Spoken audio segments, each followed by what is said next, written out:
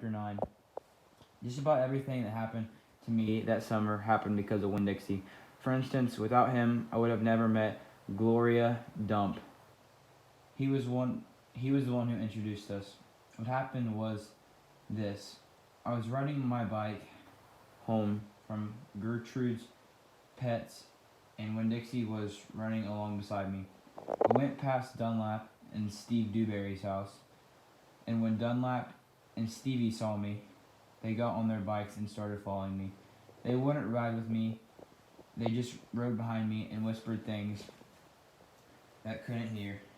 Neither one of them had any hair on their head because their mamas shaved their heads every week during the summer because of the one time Dunlap got fleas in his hair from their cat Sadie. And now they looked like two identical bald-headed babies, even though they weren't twins. Dunlap was 10 years old like me, and Stevie was 9 and tall for his age. "I can hear you," I hollered back at them. "I can hear what you're saying." But I couldn't. When Dixie started to race way ahead of me. "You better watch out," Dunlap hollered. "That dog was headed right for the witch's house." "Winn Dixie," I called, but he kept on going faster and hopped a gate and went into the most overgrown jungle of a yard that I have ever seen. "You better go get your dog out of here," Dunlap said.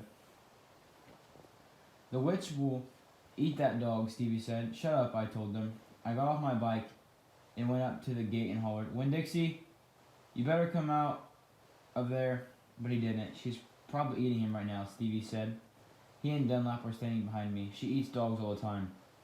"Get lost, you bald-headed babies," I said. "Hey," said Dunlap, "that ain't a very nice way for a preacher's daughter to talk." He and Stevie backed up a little. I stood there and thought for a minute. I finally decided that I was more afraid of losing Winn Dixie than I was having to deal with a dog-eating witch, so I went through the gates and into the yard. "The witch is going to eat the dog for dinner and you for dessert," Stevie said. "Well, tell the preacher what happened to you," Dunlap shouted after me. By then, I was deep in the jungle. There was every kind of thing growing everywhere.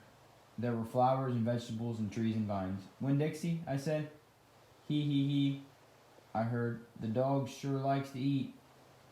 I went around a really big tree all covered in moss, and there was Winn Dixie. He was eating something right out of the witch's hand. She looked at me. "This dog sure likes peanut butter," she said. "You can always trust a dog that likes peanut butter." She was old with crinkly brown skin. She had on a big floppy hat with flowers all over it. And she didn't have any teeth. But she didn't look like a witch. She looked nice, and when Dixie liked her, I could tell. "I'm sorry he got in your garden," I said. "You ain't gotta be sorry. I enjoy a little company." "My name's Opal," I told her. "My name's Gloria Dump," she said. "Ain't that a terrible last name?" "Dump. My last name is Bouloni," I said. "Sometimes the kids at school back home in Watley call me lunch meat." "Ha," Gloria Dump laughed. "What about this dog? What do you call him?" "Winn Dixie," I said. Winn Dixie thumped his tail on the ground. He tried smiling, but it was hard with his mouth all full of peanut butter. "Winn Dixie," Gloria Dump said. "You mean like the grocery store?" "Yes, ma'am." "Woo," she said. "That takes the strange name prize, don't it?" "Yes, ma'am," I said. "I was just fixing to make myself a peanut butter sandwich," she said. "You want one too?" "All right," I said.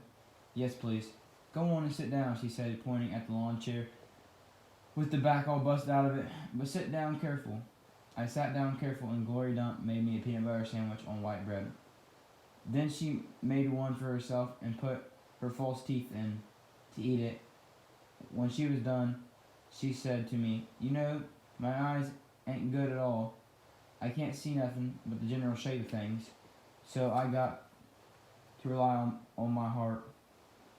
Why don't you go on and tell me everything about yourself so I can see you with my heart?" And because Winn Dixie was looking up at her like she was the best thing he had ever seen, and because the peanut butter sandwich had been so good, and because I had been waiting for a long time to tell some person everything about me, I did.